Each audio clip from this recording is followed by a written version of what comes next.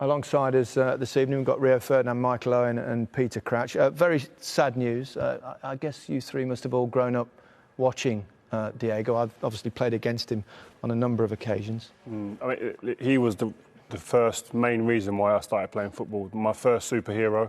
The reason I went out on my estate trying to replicate what he'd done at the World Cup, scoring that mazy goal.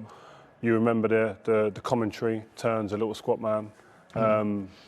He was an artist. He was someone who just brought magic to the screens. He brought magic to your eyes, and you thought, wow, who is this guy? He was like someone who's just been thrown onto earth from outer space for what he used to do with a ball. Complete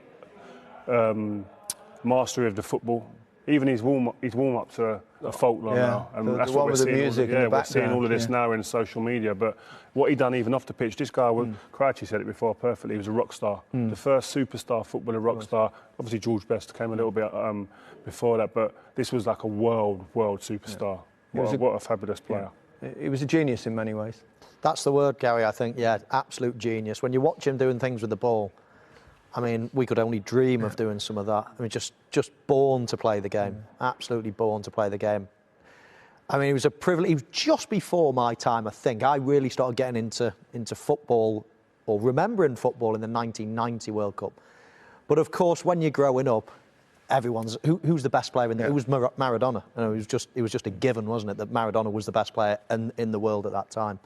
And of course, any kid of that generation grew up dribbling the ball round trees or round lampposts or whatever, pretending to be him. He was an absolute genius. He was head and shoulders above everyone else of his generation, even though his head and shoulders actually shorter than most players. He was remarkable. Yeah, no, I had a video actually when I was a kid, and the biggest compliment you can pay him is he inspired so many probably great players that we see today.